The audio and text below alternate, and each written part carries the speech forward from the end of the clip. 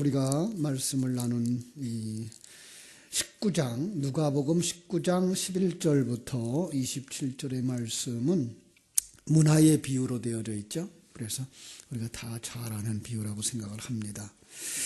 여러분, 그런데 왜 예수님이 비유로 말씀하셨는지 아십니까? 생각납니까? 왜 비유로 말했을까요? 마가복음 4장 12절에 답이 있습니다. 이는 그들로 보기는 보아도 알지 못하며 듣기는 들어도 깨닫지 못하게 하며 돌이켜 죄사함을 얻지 못하게 하려 함이라. 참 조금 이상하죠, 그죠? 우리는 알기를 성경을 주거나 비유를 말하거나 설교를 하면 그 사람들이 알아듣게 해서 회개하고 하나님을 믿게 할 줄 알았는데, 놀랍게도 성경은 그와 정반대되는 이야기를 하고 있는 거예요. 그죠?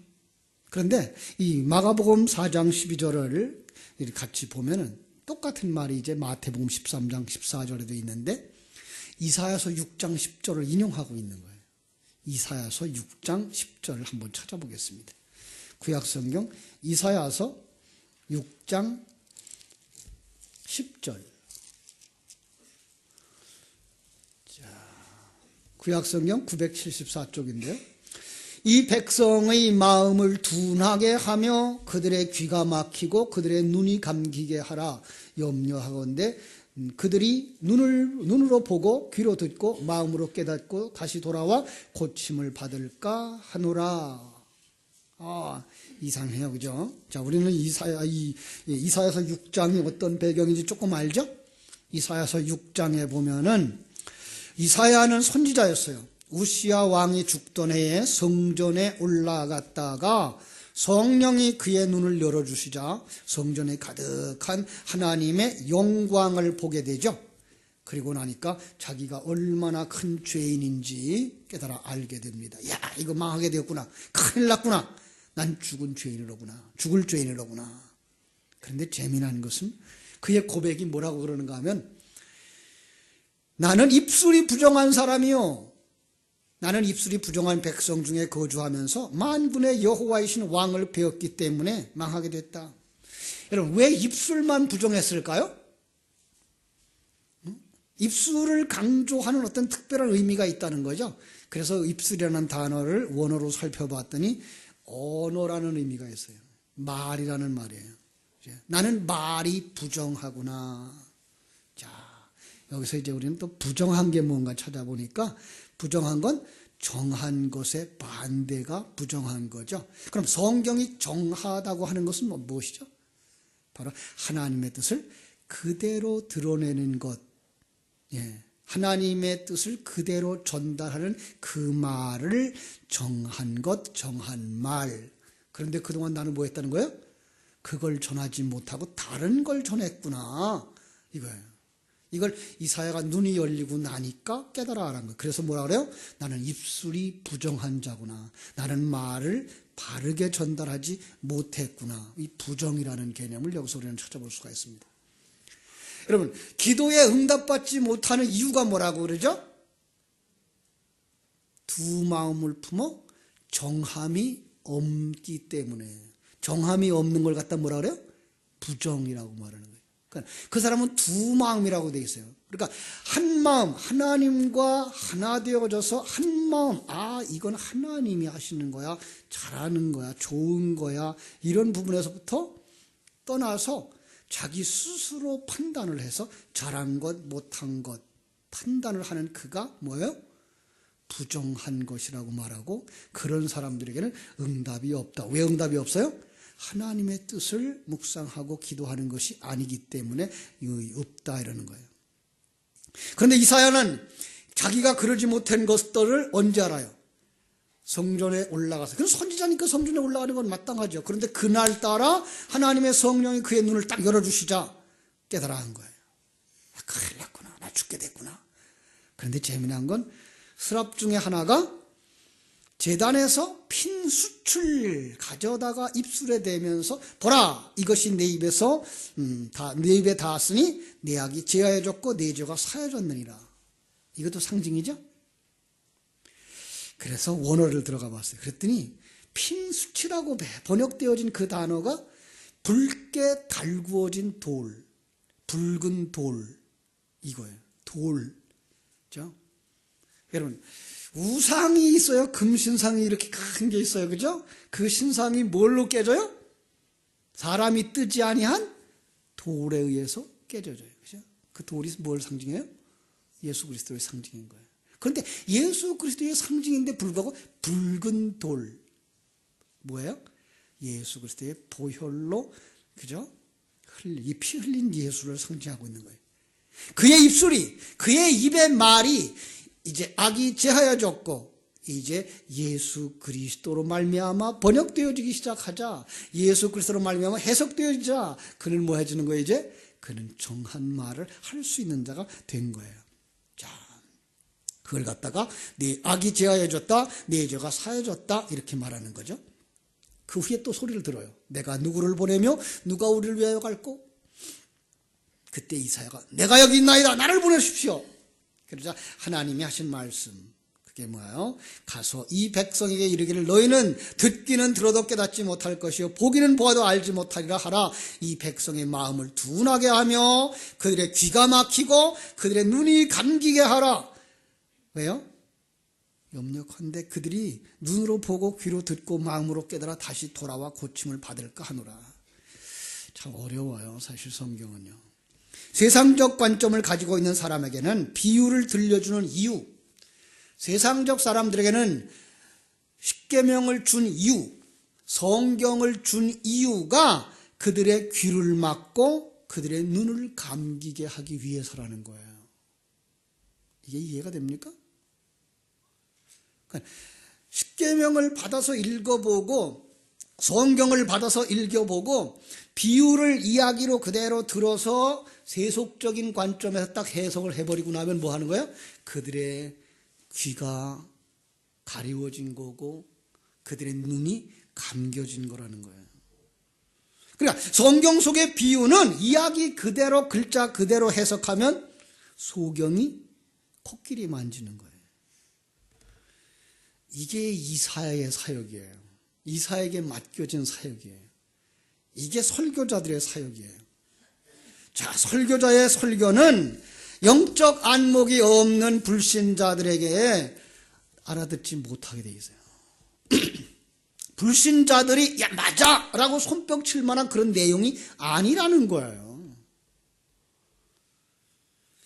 오히려 그런 예수를 누가 믿어?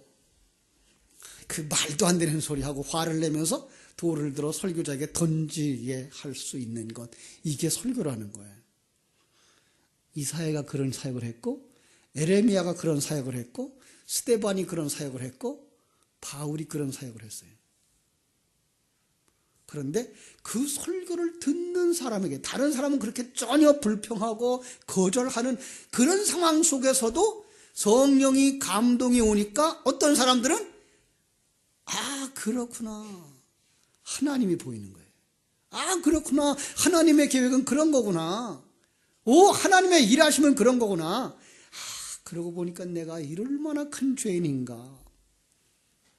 하나님이 나와 함께 하심이 누려지고 그때부터 하나님과 손잡고 평강을 누리며 하나님과 함께 자기 옛사람을 벗어버리는 십자가의 길을, 좁은 길을 가게 되는 거예요. 자, 여기서 우리를 찾아낼 수가 있는 것이 있습니다. 첫째, 비유는 글자 그대로 세속적 관점에게 보거나 해석해서는 안 된다라고 하는 거예요. 그렇게 해도 뭘 할 수는 있어요. 감동은 줄 수 있어요. 옛사람들, 세상 사람들에게 누리는 감동은 줄 수 있어요. 그렇게 설교해도 뭘 할 수 있어요? 교훈은 줄 수 있어요. 그런데 그것은 진리는 아니다라는 거예요.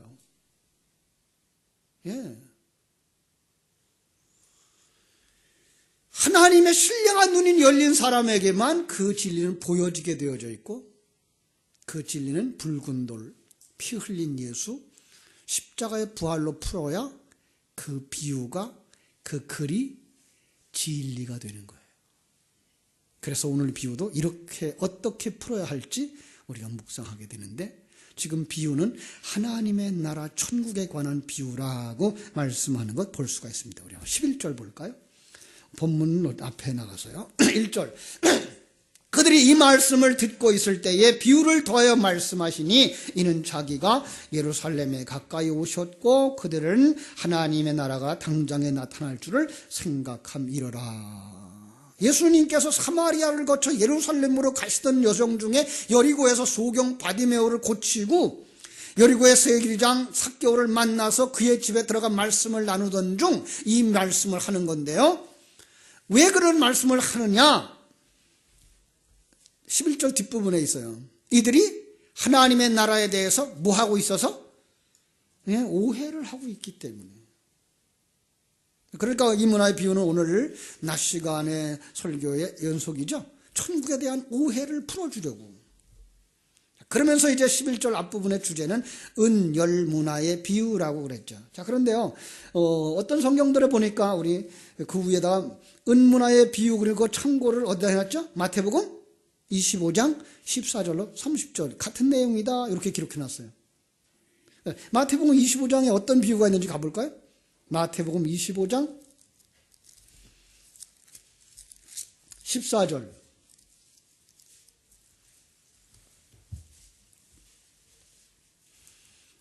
거기 소제목을 뭐라고 붙였죠? 달란트의 비유. 그래놓고 누가복음 19장 11절로 27절. 그러니까 누가복음 19장 11절로 27절이나 또 마태복음 25장 14절로 30절의 내용은 같은 내용이다. 이런 의미예요. 그죠? 자, 그런데 그 내용을 가만히 보니까 그래서 오늘 말씀의 제목을 달란트와 문화의 비유 이렇게 기록했어요. 그런데요, 한번 14절을 볼게요. 25장 14절 열 펼쳤으니까 읽을게요. 또 어떤 사람이 타국에 갈 때 그 종들을 불러 자기 소유를 맡김과 같으니 그랬어요. 무엇과 같으니? 무엇이? 여기가 1절로 가서 주어가 나와요. 1절에는 25장 1절에서 뭐예요? 그때에 천국은 마치 무엇과 같으니 라는 말이 여기 14절에 연결되어져서 천국은 마치 무엇과 같으니예요. 그러니까 천국은 마치 무엇과 같아요? 열 처녀의 비유와 같고 두 번째로 달란트의 비유와 같다 이런 의미인 거예요. 그죠? 자, 그러니까 열 처녀의 비유가 어떻게 끝났는지 여러분 아십니까? 열 처녀의 비유. 마지막 13절, 25장 13절. 그런즉 깨어있으라. 너희는 그날과 그때를 알지 못하느니라. 종말의 그날과 그 시를 아무도 알지 못하니까 늘 깨어있으라라는 거예요. 그리고 바로 아랫절이 달란트 비유로 이어지는데 그 첫 번째 단어가 왜냐하면 뭐뭐인 까닭이다라는 까르라는 단어가 들어가 있어요. 그러니까 지금 달란트의 비유는 열 처녀의 비유의 결론에 대한 이유를 설명하고 있는 거예요. 자, 두 비유를 이해하기 쉽게 이어보면 이런 거예요. 천국은 등을 들고 신랑을 맞이하러 나간 열 처녀와 같은 것이다. 그중 5 처녀는 신랑을 맞을 준비를 했고 나머지 5은 신랑을 맞을 준비를 하지 않아서 낭패를 보았다. 그런즉 깨어있으라. 너희는 그 천국이 올 그날과 그 시를 알지 못하기 때문이다. 이제부터 너희가 어떻게 깨어있어야 하는지 그 까닭을 말해줄게. 너희가 깨어있어야 하는 이유는 천국은 어떤 사람이 타국에 가면서 그 종들을 불러 자기 소유를 맡김과 같기 때문이다. 이런 의미예요. 조금 이해가 되죠? 그래서 문화의 비유와 달란트의 비유는 모두 하나님의 나라 천국에 관한 비유예요. 그래서 이 두 비유는 서로 보완해주고 서로 보충을 해주면서 더 잘 이해할 수 있게 되어져 있는 거예요. 그런데 이걸 그렇게 보지 못했어요, 그동안에. 그래서 어떻게 봤어요? 달란트 비유 그러면 어떻게 봤어요? 은사나 능력이나 그죠? 달란트를 잘 사용해서 많이 열매를 맺어 하나님께 상급을 받자 이렇게 해석을 했어요. 왜냐하면 두 비유가 동일하게 이익을 많이 남긴 자들이 칭찬을 받아요. 그래서 자기의 은사와 능력, 물질을 10분 발휘해서 사용해서 주인이 기뻐하도록 해드리자. 나쁘지 않아요. 그런데 그렇게 가면 깨닫지 못하는 것이 있는데 뭐예요? 고침을 받지 못하는 거예요. 앞에서 정리했어요. 자, 여기 나오는 달란트, 우리가 얘기하는 탤런트가 아니에요. 글자 그대로 해석하는 이제 함정인데요. 만일 그걸 은사라고만 본다 그러면요, 은사, 뭐, 혹은 그렇게만 본다면요, 여러분, 은사를 가지지 못한 사람, 우리가 생각하고 있는 세속적인 면에서의 은사를 가지지 못한 사람, 발견하지 못한 사람, 하나님에 의해서 그 힘을 쓸 만한 물질이나 은사가 전혀 없어 보이는 거지 나사로 같은 사람, 장애자 같은 사람, 예? 정신질환자, 어떡합니까? 그들은 천국에 전혀 상급을 기대할 수 없는 사람일까요? 그렇지 않습니다. 누가복음 17장으로 가서 읽어드릴게요. 누가복음 17장 7절부터 10절을 제가 읽어드릴게요. 누가복음 17장 7절. 너희 중에 누구에게 밭을 갈거나 양을 치거나 하는 종이 있어 밭에서 돌아오면 그더러 곧 와 앉아서 먹으라 할 말할 자가 있느냐? 도리어 그더러 더 내 먹을 것을 준비하고 띠를 띠고 내가 먹고 마시는 동안에 수종 들고 너는 그 후에 먹고 마시라 하지 않겠느냐? 명한 대로 하였다고 종에게 감사하겠느냐? 이와 같이 너희도 명령받은 것을 다 행한 후에 이르기를 우리는 무익한 종이라 우리가 하여야 할 일을 한 것뿐이라 할지니라. 이거 민주주의하고 요즘 너희가 평등 사회를 부르짖는 사회 속에서는 이 말이 안 통해요. 그죠? 이건 어디서 지금 통하는 얘기예요? 이건 왕국에서 주인과 종의 엄격한 그 관계가 성립되는 그런 동네에서 지금 하시는 말씀이에요. 종이 주인이 시킨 일을 당연히 해야 하는 존재지, 자기가 해놓은 일을 근거로 해서 주인에게 사례를 받거나 상을 받는 존재가 아니라는 거예요. 주인은 지금 왕이죠. 하나님이죠. 그럼 거기 종은 누구예요? 우리들이죠. 그러니까 천국에서는 우리가 아무리 많은 수고를 했다고 할지라도 그 수고한 것에 대하여서 주인을 향해서 하나님, 내가 이렇게 많은 일을 했으니까 내게 상을 주세요 라고 말할 수 없는 동네라는 거예요. 가고 싶지 않죠. 그렇게 수고한 것도 안 알아주는 그런 동네를 뭔 셈으로 가요? 여러분, 그 사람들이 아직도 눈이 안 열리는 사람이고 세상의 사람들인 거예요. 천국은 다른 이보다 더 나은 환경, 더 나은 소유, 더 나은 평가를 얻어내고 비교 상대적 우위를 누리면서 즐거워하는 그런 곳이 천국이 아니에요. 천국은 그곳에 사는 모든 백성들이 각자 절대 만족과 절대 행복 속에 사는 거예요. 그곳에 우열이 없어요. 비교가 없어요. 절대 만족이라는 것과 절대 행복이라는 것이에요. 그렇죠? 자, 먼저 이 두 비유가 공통된 전제로 시작되는 것 보겠습니다. 자, 이 문화의 비유에서도 주인이 왕위를 받으려고 타국으로 떠나갑니다. 달란트 비유에서도 주인이 타국으로 떠납니다. 그리고 주인의 명령을 받은 이들이 모두 종입니다. 이게 전제입니다. 그러니까 주인, 왕이 다스리는 나라, 그 주인이 떠난 집에서 종들의 삶, 이게 뭐예요? 천국을 지금 설명하고 있는 거예요. 오늘 낮 시간의 설교로 말하면 오늘 이 지상에서 살고 있는 주님의 그 복음을 전해 주었는데 그 복음을 받아들인 우리가 이 지상 삶이 어떠하여야 하느냐를 지금 설명하고 있는 거예요. 그의 삶이 천국이냐 지옥이냐예요. 문화의 비유에서는 타국이 주인으로 간 이유가 좀 더 설명이 되어져 있어요. 오늘 본문 몇 장이라고 그랬죠? 19장 17절 볼까요? 12절. 자, 이르시되 어떤 귀인이 왕위를 받아가지고 오려고 먼 나라로 갈 때에, 그죠? 먼 나라로 가면서 부탁을 해요. 그러면서 이제 종 열을 불러가지고 열 문화를 다 나눠줬어요. 그러니까 한 사람이 한 문화씩 나눠줬어요. 자, 그런데 14절 같이 읽어볼까요? 시작. 그런데 그 백성이 그를 미워하여 사자를 뒤로 보내어 우리는 이 사람이 우리의 왕됨을 원하지 아니하였나이다 하였더라. 예. 주인이 종들에게 돈을 맡기고 타국으로 간 이유는 왕위를 받기 위함이었어요. 하늘과 땅의 모든 권세를 받으시러 간 예수 그리스도를 상징하는 거죠. 왕위를 받으러 타국으로 갔는데 당시 유대인이라면 모두 알고 있는 그런 익숙한 얘기였을 거예요. 당신은 이스라엘이 로마의 식민지였기 때문에 이스라엘을 다스릴 분봉왕이 추천되면 반드시 로마 황실로 가서 승인을 받아가지고 오는 것. 그런데 예수님이 승천하신 후에 다시 온다는 것을 이걸 상징하고 있는 거잖아요. 그런데 그들이 왜 주인이 다시 돌아와서 왕위를 받아가지고 오는 것을 거절했을까요? 왜 반대했을까요? 그냥 눈 감고 계실래요? 내가 왕이기 때문에.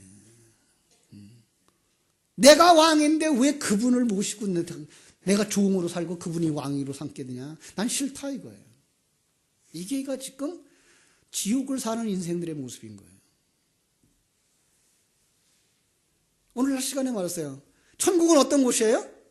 하나님이 다스리는 곳. 예, 하나님이 다스리는 곳이에요. 그런데 그 하나님의 다스림이 싫다는 거죠. 하나님의 다스림은 단적으로 말해서 뭐예요? 자기를 부인하고 자기 십자가를 지고 나를 쫓을 것이니라요. 이게 싫은 거예요. 내가 부인되기 싫은 거예요. 내 잘난 게 내려놓기 싫은 거예요. 내 똑똑함이 내려놓기 싫은 거예요. 그래서 그분을 왕으로 삼지 않는 거예요. 자, 그러나 하나의 왕권을 가지고 주님이 옵니다. 그러면 그 속엔 두 사람이 나와요. 한 종류의 사람은 환영하는 사람들. 그들이 구원자로, 그 다음에 영원히 거절하는 사람들, 심판을 받게 되는 거죠. 열천에 비유해서 본 것처럼 기름을 준비한 자와 기름을 준비하지 않은 자의 이야기예요. 슬기로운 처녀들은, 어리석은 처녀들은 뭐가 있었어요? 차이가 뭐예요? 다 자고 있었어요. 그런데 슬기로운 처녀들은 깨어 있었기 때문에 혼인잔치에 들어갔나요? 아니에요. 다 잠들어 있었어요. 어떤 무리만 잔치집으로 데리고 들어가셨다는 것은 그 무리에게는 긍휼이 부어지고 어떤 무리에게는 신랑의 긍휼이 부어지지 않았다는 거예요. 그리고는 그 비유의 결론에서 깨어있으라고 말하는 거예요. 그러니까 깨어있으라고 하는 말은 지금 이 시간과 공간 속에 있는 우리들의 그 어떤 상태가 아니라는 거예요. 영적인 상태를 의미하고 있는 거예요. 자, 그래서 깨어있음을 성경적으로 다시 정리할 필요가 있어요. 함께 자고 있었던 그들, 그런데 신랑의 긍휼을 입어 잔치집에 들어가게 되었는데 그들은 깨어있던 자로 인정해 주시는 거예요. 여기 깨어있음이란 우리 쪽의 열심과 성실에서 일어나는 행동이 아니라 신랑 측에서의 긍휼과 은혜에서 비롯된 것을 알 수가 있는 거죠. 전에 이런 얘기를 했어요. 회개에 대한 이야기를 할 때 회개는 누가 하는 거예요? 우리가 하는 게 아니고 주인이 찾아와서 회개케 시켜서 데려가는 것, 이게 회개로 되어져 있잖아요. 바로 여기 깨어있음도 마찬가지인 거예요. 우리는 다 죽었던 자들, 그래서 하나님이 찾아오셔서 생명을 불어넣어서 그에게 영적인 세계를 보여주고 영적인 세계를 인도해가는 것, 이게 뭐예요? 깨어있음인 거예요. 달란트와 문화의 비유에서도 달란트와 문화는 바로 그런 거예요. 그러니까 달란트를 여러분과 내가 가지고 있는 어떤 은사에 대한 것, 그거 가지고 열심히 봉사해서 주님의 교회에 헌신하고 봉사하는 그런 정도가 아니라 주님의 부재 속에서 주님이 자기 백성들에게 주시는 주님과 자기 백성의 접촉점, 진리의 말씀이에요. 언약이에요. 그걸 달란트라는 말로 바꾸는 거예요. 그렇습니다. 어떤 언약일까요? 하나님의 언약은 하나님이 성도들을 딱 지명하면서 언약하신 게 있어요. 출애굽기 6장 7절을 제가 자주 사용하죠. 너희를 내 백성으로 삼고 나는 너의 하나님이 되리니 나는 애굽 사람의 무거운 짐 밑에서 너희를 빼낸 너희의 하나님 여호와인 줄 너희가 알지라. 예, 이거예요. 그러니까 달란트를 주었다. 하나님이 달란트를 주었다. 또 이 열천에게는 뭘 줬을까요? 그럼 기름을 주신 거죠. 그죠? 그래서 신부를 찾아오는 신랑은 그 신부에게 뭘 줬어요? 뭘 달라 그래요? 신부를 찾아와서 물. 그죠? 그러니까 그 물, 기름, 달란트는 같은 의미인 거예요. 그동안에 우리가 생각했던 거랑 조금 다를 거예요. 그죠?